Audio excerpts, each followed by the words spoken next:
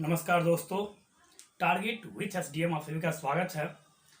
अभी हम लोग लगातार मॉडर्न हिस्ट्री को देख रहे हैं, जिसमें कल हम लोग देखे थे स्वराज पार्टी के संबंध में। आज हम लोग देख रहे हैं बेबिल योजना के संबंध में। आप लोग अपने इस समय को इतने अच्छा से प्रयोग कीजिए जो यह समय आपका भविष्य तय करे। आप किस ओर जाना चाहते हैं इस लॉकडाउन की स्थिति में, जब सारा कोचिंग बंद है, सारा स्कूल बंद है, सारा इंस्टीट्यूशन बंद है, उस समय आप अपने समय का किस प्रकार से उपयोग कर रहे हैं यह आपके ऊपर निर्भर करता है। और हम तो यही आग्रह करेंगे कि इस समय को इतना अधिक से अधिक आप यूज कीजिए। इस 24 घंटा को आप इतना अधिक से अधिक अपनी पढ़ाई पे लगाइए, या जो भी काम कर रहे हैं आप उस काम में एकदम दिलो जान से लगाइए, क्योंकि अभी जो समय है वह समय आने वाले दिनों में आपको फिर नहीं मिलने वाला है। क्योंकि फिर आपका कॉलेज खुल जाएगा, कोचिंग खुल जाएगा, क्लासेस खुल जाएगी, तो होगा क्या, आपको वहाँ भी समय देना पड़ेगा। लेकिन अभी आपके पास सेल्फ स्टडी का बहुत ही बड़ा और बहुत ही महत्वपूर्ण समय है। इस कारण से आप अपने इस समय का प्रयोग अच्छे तरीके से कीजिए। सोच जितनी बड़ी होगी, आपकी मेहनत उतनी अधिक होगी, और जितनी अधिक मेहनत होगी आपको या आपके अंदर उतनी अच्छी ज्ञान आएगी। संसारिक ज्ञान के साथ साथ आपको किताबी ज्ञान भी होना चाहिए। कहने का मतलब यहाँ पर यह है कि विनम्रता आपके अंदर आनी चाहिए। आपके अंदर जितनी अधिक विनम्रता होगी, आपके अंदर उतना अधिक अनुशासन होगा, और आपके अंदर जितना अधिक अनुशासन होगा, आप अपने लक्ष्य के करीब उतने जल्दी पहुँचेंगे। इसलिए विनम्रता जो है वो आपका सबसे बड़ा आभूषण है। और अपने अंदर विनम्रता लाइए, अपने अंदर अनुशासन लाइए, अपने से बड़ों का, छोटों का, सभी का आदर करना सीखिए। हमेशा बड़ों का आदर कीजिए, छोटों को प्यार दीजिए। यही एक विद्यार्थी जीवन का सही मायने है। और अनुशासन जो है यह किसी कोचिंग, किसी कॉलेज में नहीं सिखाया जाता है, यह आपके अंदर खुद डेवलप करना होगा। तो अब हम लोग चलते हैं बेबिल योजना के संबंध में। बेबिल योजना क्या है? तो बेबिल योजना से पहले भी हमारे भारत में योजना बहुत सारा आ चुका है। जैसे राजगोपालाचारी योजना भी आया था, गांधी दास समझौता भी हुआ था, गांधी इरविन समझौता भी हुआ था, और उसके बाद आप बोलिएगा तो क्रिप्स मिशन भी आया था, साइमन कमीशन भी आया था। तो इस तरह से बहुत सारा योजना भारत में अंग्रेजों के द्वारा, भारतीयों के द्वारा भी बनाया गया था। लेकिन आज हम लोग का चर्चा का विषय है बेबिल योजना। तो लॉर्ड बेबिल भारत के वायसराय थे। इनसे पहले लॉर्ड लिथगो भारत के वायसराय थे। 1936 से 1943 तक उनका कार्यकाल माना जाता है। होता क्या है सो देखिए। तो सबसे पहले हम देखते हैं बेबिल योजना के संबंध में। तो सबसे पहले हम देखेंगे इसकी पृष्ठभूमि क्या है, बेबिल योजना की पृष्ठभूमि क्या है। तो पृष्ठभूमि यहाँ पर कहने का मतलब कि इसकी भूमिका क्या है। तो बेबिल जब भारत आया था उस समय सेकेंड वर्ल्ड वॉर चल रहा था। इसकी पृष्ठभूमि को हम इस तरह से बना सकते हैं। यहाँ आप लिख दीजिए मुस्लिम लीग।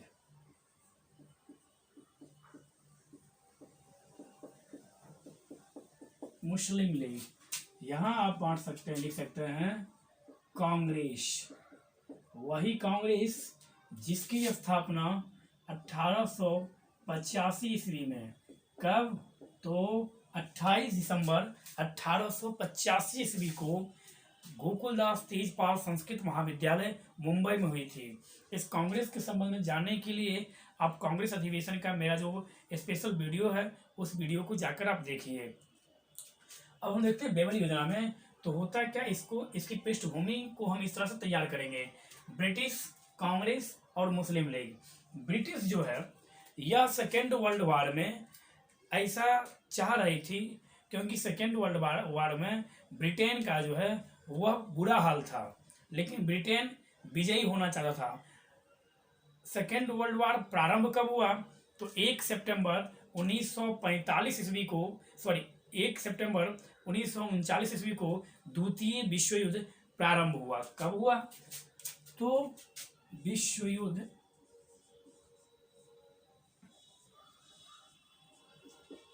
द्वितीय 1 सितंबर 1939 को हुआ यह प्रारंभ।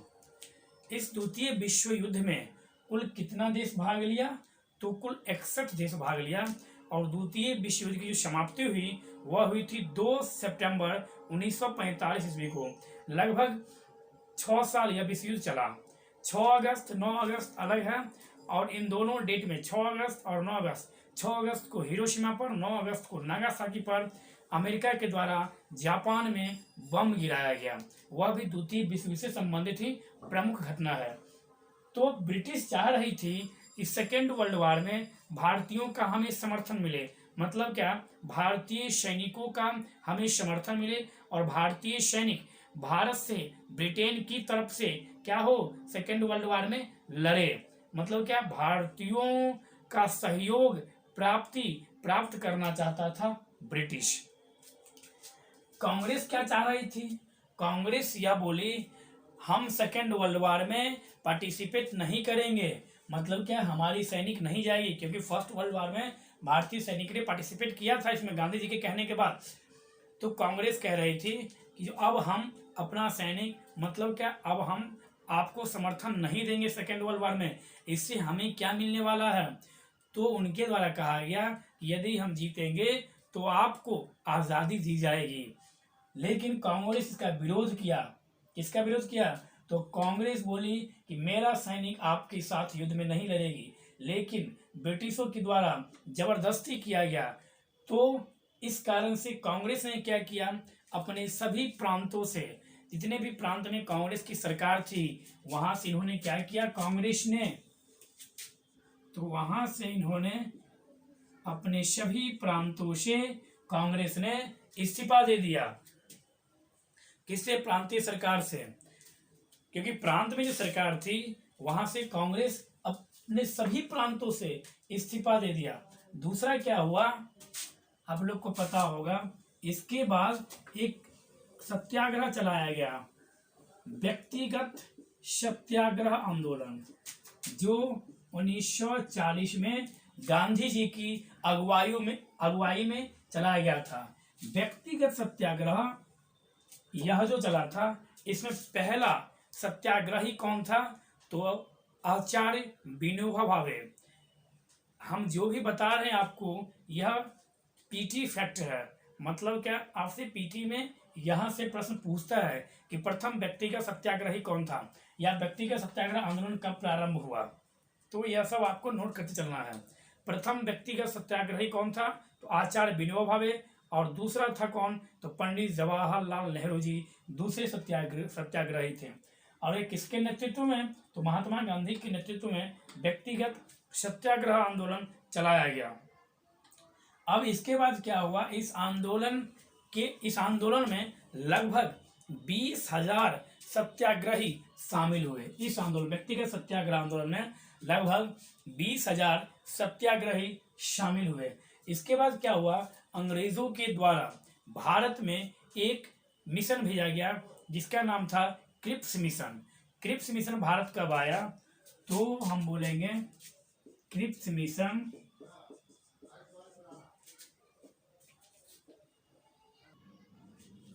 क्रिप्स मिशन 1942 में भारत आया। क्रिप्स मिशन जब भारत आया तो इसने यहाँ के सरकार से मिला, कांग्रेस से जाकर मिला, मुस्लिम लीग से जाकर मिला, और जो यहाँ के महात्मा गांधी से भी जाकर क्रिप्स मिशन मिला। तो क्रिप्स मिशन के द्वारा यह कहा गया कि आप लोग हमें समर्थन दीजिए, मतलब क्या, सेकेंड वर्ल्ड वॉर में, और हम, मतलब क्या, ब्रिटेन यदि जीतता है इस विश्व युद्ध में तो आपको विजयी, मतलब क्या, स्वतंत्रता दे दी जाएगी। तो यहाँ के व्यक्तियों द्वारा, यहाँ के पार्टियों द्वारा यह बोला गया कि यह क्या पता यदि वो कहीं नहीं जीते तो, और यदि वो जीत भी गई तो क्या पता कि वो देगी क्या नहीं, क्योंकि अंग्रेज के पिछला जितना भी वादा था उन सभी वादों से ब्रिटिश जो है वह मुकर गई थी। तो महात्मा गांधी तो क्रिप्स मिशन के संबंध में यहाँ तक बोल बैठे कि यह जो है एक पोस्ट डेटेड चेक है, मतलब क्या, जिसका तारीख ही खत्म है, उस प्रकार का यह एक फॉर्मूला लेकर आया है। मुस्लिम लीग लगातार यह मांग कर रही थी, हमें एक पृथक राष्ट्र चाहिए, पृथक राष्ट्र चाहिए। मुस्लिम लीग तो यहाँ तक बोलती थी, हिंदू मुस्लिम जो है दो संप्रदाय होने के साथ साथ दो अलग अलग राष्ट्र भी है, क्योंकि यह दोनों संप्रदाय एक राष्ट्र में कभी भी नहीं रह सकता है, ऐसा मानना था मुस्लिम लीग का। कांग्रेस का कहना था, क्योंकि 1929 से पहले भारत डोमिनियन स्टेट की मांग कर रही थी नेहरू रिपोर्ट तक, लेकिन 1929 के बाद 1929 से ही भारत में जो कांग्रेस पार्टी पूर्ण स्वराज की मांग करना शुरू किया। अब डोमिनियन स्टेट देने से कोई फायदा नहीं था, अब तो हमें पूर्ण स्वराज चाहिए, इस मांग को लेकर चल रही थी। तो इस कारण से क्या हुआ, क्रिप्स मिशन का भी बहिष्कार हुआ, मतलब क्या, इनकी बातों को भी नहीं माना गया। इसके बाद भारत में एक क्विट इंडिया मूवमेंट शुरू होता है, भारत छोड़ो आंदोलन। भारत छोड़ो नाम से ही लग रहा है, भारत छोड़ो मतलब क्या, अंग्रेजों अब तुम मेरा प्यारा भारत छोड़ो, मतलब क्या, जितना दिन तुमने शोषण किया, शोषण कर लिया, अब तुम्हें तो भारत छोड़ना ही होगा। तो भारत से भगाने के लिए 9 अगस्त 1942 ईस्वी को, और यह आया था मार्च 1942 में, 9 अगस्त 1942 ईस्वी में गांधी जी के नेतृत्व में। लेकिन अर्ली मॉर्निंग 9 अगस्त को ही जितने भी प्रमुख बड़े बड़े नेता थे, उन सभी नेता को अंग्रेज के द्वारा अरेस्ट कर लिया गया, गिरफ्तार कर लिया गया। मतलब कि कोई भी प्रमुख नेता इस आंदोलन में भागीदारी मुख्य रूप से नहीं निभा पाया, गांधी जी को भी अरेस्ट कर लिया गया। तो जयप्रकाश नारायण इसी आंदोलन में राष्ट्रीय स्तर के नेता बनकर उभरे, क्योंकि जयप्रकाश नारायण ने इस आंदोलन में बढ़ चढ़कर हिस्सा लिया। और कभी कभी परीक्षा में पूछता है कि जयप्रकाश नारायण को किस आंदोलन के बाद राष्ट्रीय स्तर की पहचान मिली, तो जयप्रकाश नारायण को भारत छोड़ो आंदोलन के बाद राष्ट्रीय स्तर के नेता के रूप में जाना जाने लगा। भारत छोड़ो आंदोलन 9 अगस्त 1942 को जब प्रारंभ हुआ, तो इस समय भारत के गवर्नर जनरल या भारत के वायसराय कौन होंगे, तो भारत के वायसराय इस समय होंगे लॉर्ड लिन लिथगो, क्योंकि लॉर्ड लिन लिथगो का शासनकाल था 1936 से 1943 तक। तो कभी कभी ऐसा पूछ देता है एग्जाम में कि भारत छोड़ो आंदोलन के समय भारत का वायसराय कौन था, तो लॉर्ड लिन लिथगो। लॉर्ड लिन लिथगो का शासनकाल आप लोग याद रखिएगा, 1936 से 1943 तक लॉर्ड लिन लिथगो का शासनकाल था। या पूछे क्रिप्स मिशन के समय भारत का गवर्नर जनरल कौन था, तो लॉर्ड लिन लिथगो। अब तीसरा मुद्दा पर आते हैं, मुस्लिम लीग पर। मुस्लिम लीग 1940 में, मुस्लिम लीग पहली बार 1940 में मोहम्मद अली जिन्ना, सीधा हम बोल सकते हैं अली जिन्ना के नेतृत्व में पहली बार पृथक राष्ट्र की मांग की। 1940 में मुस्लिम लीग के तरफ से मोहम्मद अली जिन्ना के द्वारा पृथक राष्ट्र की मांग की गई। मतलब क्या, हमें अब एक अलग राज्य चाहिए, एक अलग स्टेट चाहिए, हम दोनों एक साथ नहीं रह सकते हैं। तो इस विवाद की स्थिति में भारत का जो उस समय का जो वर्तमान जो स्थिति था, वो बहुत ही तनावपूर्ण स्थिति था भारत में। हिंदू मुस्लिम राइट भी हो रहा था उस समय। तो इस तनावपूर्ण स्थिति से निपटने के लिए, क्योंकि ब्रिटिश चाह रहा था कि इंडिया में अभी शांति रहे, क्योंकि ब्रिटिश एक तरफ द्वितीय विश्व युद्ध में वह शामिल है, और द्वितीय विश्व युद्ध में उसकी जो हाल है वह बहुत बुरी तरह से वह परास्त होने वाला है। इस कारण से ब्रिटेन यह चाह रहा था कि कम से कम इंडिया में तो शांति बना रहे, लेकिन ऐसा हो नहीं रहा था। तनावपूर्ण स्थिति को देखते हुए ब्रिटिश के द्वारा एक गवर्नर को भेजा गया, जिनका नाम था लॉर्ड बेवेल। 1943 से 1947 तक, कभी कभी एसएससी रेलवे पीसीएस के कभी कभी एग्जाम में सीधा वन लाइन ऑफ फैक्ट भी पूछा जाता है कि फलाने गवर्नर का लॉर्ड लिन लिथगो का शासनकाल कब से कब तक रहा, तो 1943 से 1947 तक, ये आप याद रखेंगे। तो लॉर्ड लिन लिथगो जब इंडिया आए, क्या कर दिया गया, लॉर्ड लिन लिथगो को भेजा गया भारत। क्या, तो अब आप जाइए और इस तनावपूर्ण स्थिति को आप किसी तरह से शांत करने का प्रयास कीजिए। लॉर्ड लिन लिथगो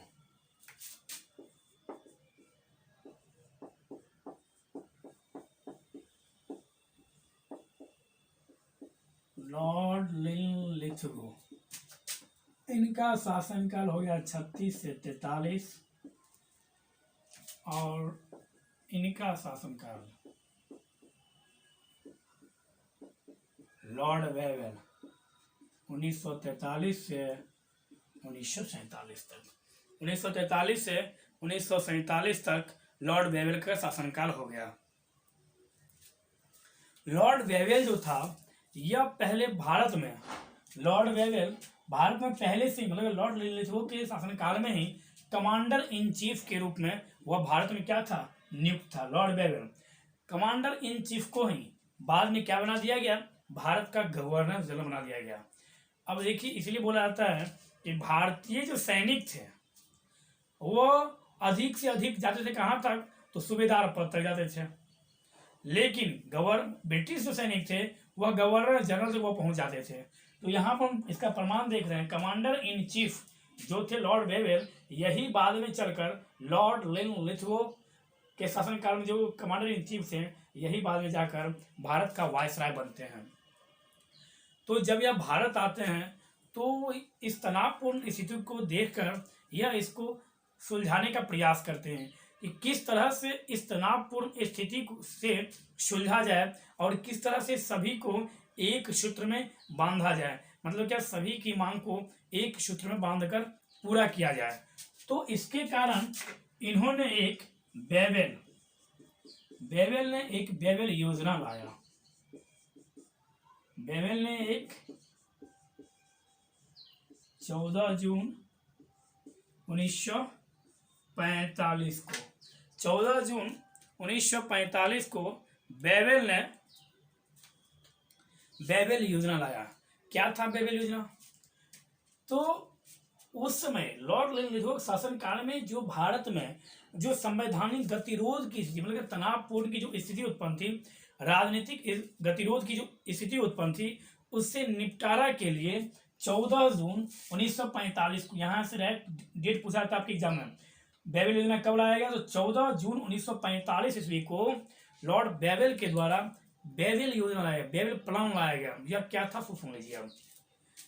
14 जून 1945 को ऑल इंडिया रेडियो पर लॉर्ड बेवेल के द्वारा घोषणा की जाती है और उस घोषणा में यह कहा जाता है कि भारत का जो वायसराय परिषद है, भारत का जो गवर्निंग परिषद है, उस परिषद में जो 14 सदस्यीय भारत का जो वायसराय परिषद है उसमें मात्र 2 सीट रहेगा ब्रिटिश के पास। उसके अलावा जितना भी सीट है वह सारा सीट आप भारतीयों को लगा, वह सारा सत्ता आप भारतीयों को दिया जाएगा। वहां पर यह बोला गया, क्या बोला गया? 14 जो वायसराय परिषद में जो 14 सीट है उसमें से 2 सीट सिर्फ हमें दे दीजिए आप लोग, और जो बाकी का जो रेस्ट जो बचा वह सारा सीट आप लोग अपने आप पास रख लीजिए। मतलब क्या सत्ता जो है उस सत्ता में आप लोगों का अब योगदान होगा। ऐसा लॉर्ड बेवेल के द्वारा बेवेल योजना बोला गया। जो बेवेल योजना 14 जून 1945 ईस्वी को लाया गया। इस प्रकार से इसके द्वारा लॉर्ड बेवेल के द्वारा यह जो प्लान बनाया गया, इस प्लान को बनाने से पहले लॉर्ड बेवेल ने ब्रिटिश प्राइम मिनिस्टर के साथ परामर्श किया। परामर्श उन्होंने ऐसा किया कि जो सर भारतीयों को धीरे सत्ता सौंपा जाए। अब तो किस प्रकार से?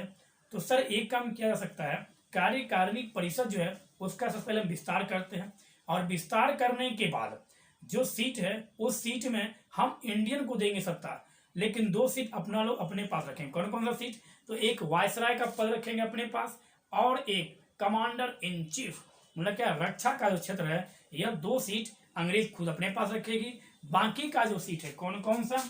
तो रक्षा और वायसराय,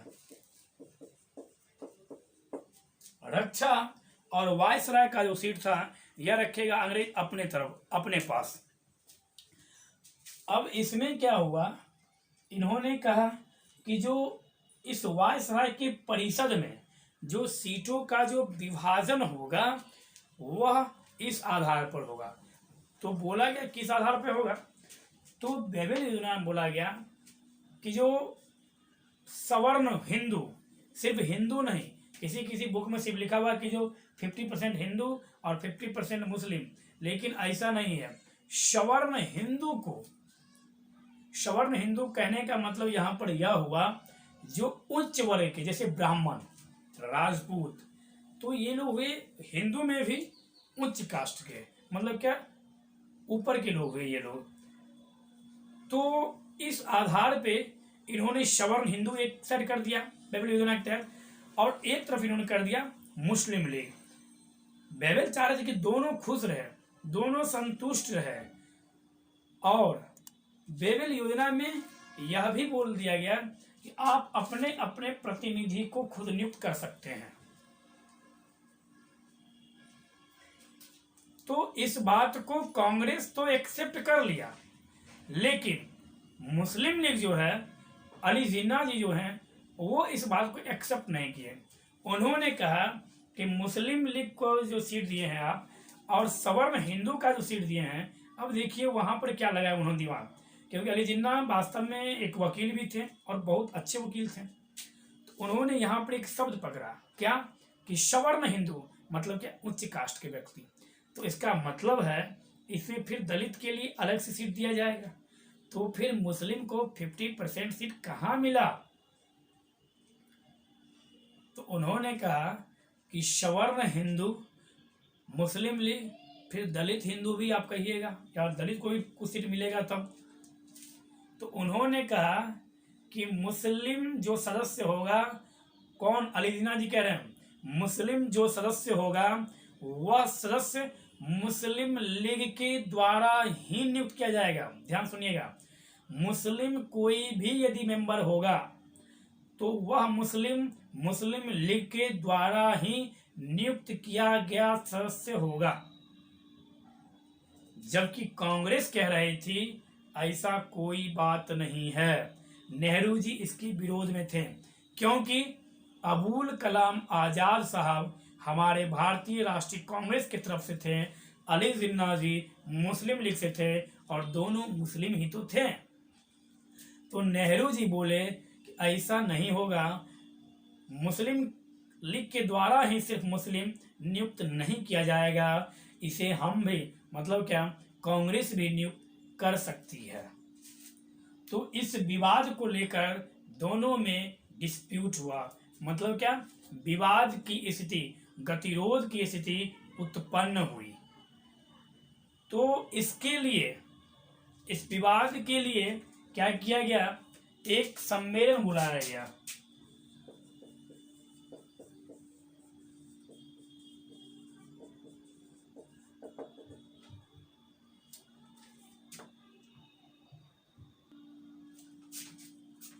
इस बेबल योजना पर, इस बेबल प्लान पर बात करने के लिए 25 जून 1945 को क्या किया गया, तो एक सम्मेलन बुलाया गया, जिस सम्मेलन को हम लोग शिमला सम्मेलन के नाम से जानते हैं।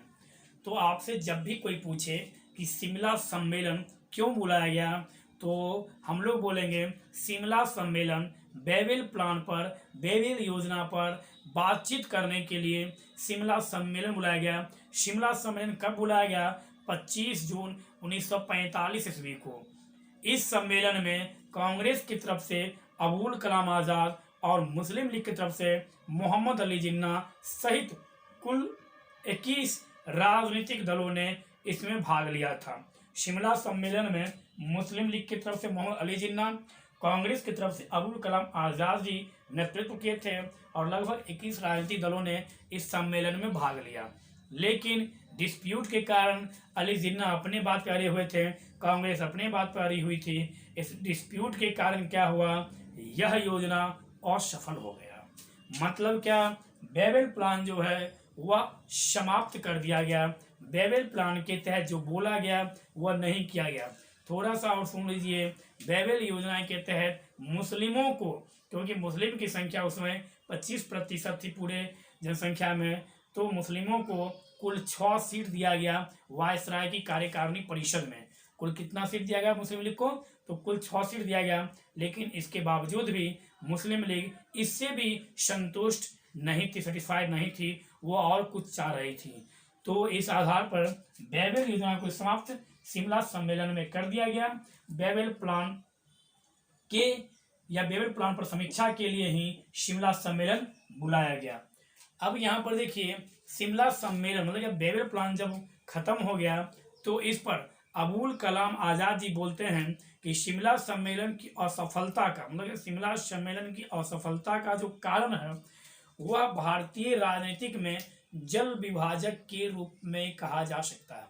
मतलब क्या यह जो सम्मेलन बेबेल योजना के लिए बुलाया गया, इस सम्मेलन का जो असफलता मतलब क्या विफलता का जो कारण है, यह सम्मेलन जो विफल हो गया, इसको हम जल विभाजक के रूप में कह सकते हैं।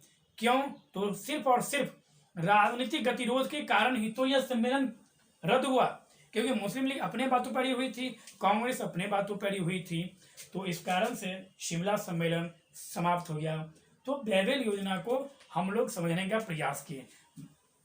बेबेल मतलब क्या? लॉर्ड बेबेल। बेबेल भारत में संवैधानिक गतिरोध तनावपूर्ण स्थिति को की समीक्षा करने के लिए, शांति स्थापित करने के लिए लॉर्ड बेबेल के द्वारा 14 जून 1945 को ऑल इंडिया रेडियो से बेबेल प्लान की घोषणा की गई, जिस पर चर्चा करने के लिए 25 जून 1945 ईस्वी को मुस्लिम लीग की तरफ से मोहम्मद अली जिन्ना, कांग्रेस की तरफ से अबुल कलाम आज़ाद जी के द्वारा नेतृत्व किया गया और दोनों में सीटों को लेकर डिस्प्यूट हुआ, जिस कारण से शिमला सम्मेलन समाप्त हो गया, बेबेल प्लान रद्द हो गया। और शिमला सम्मेलन के समाप्ति के बाद किसने कहा था कि यह जल विभाजक की तरह है? तो अबुल कलाम आज़ाद जी के द्वारा यह कथन कहा गया। तो इस तरह से आज हम लोग बेबेल प्लान के संबंध में समझने का प्रयास किए। हम उम्मीद करते हैं कि यह वीडियो आपको अच्छा लगा होगा और आज हम रिक्वेस्ट करना चाहते हैं कि आप लोग अधिक से अधिक इस वीडियो को शेयर कीजिए, लाइक कीजिए और कमेंट कीजिए। आज से पहले हम कभी भी यह बात नहीं बोले थे और आज भी हम नहीं बोलते हैं, लेकिन हमें लगा कि आज हमें बोलना चाहिए। फिर दोबारा आपको कभी यह हम आग्रह नहीं करेंगे। बस इस चीज़ को आप अधिक से अधिक इस वीडियो को शेयर कीजिए। धन्यवाद।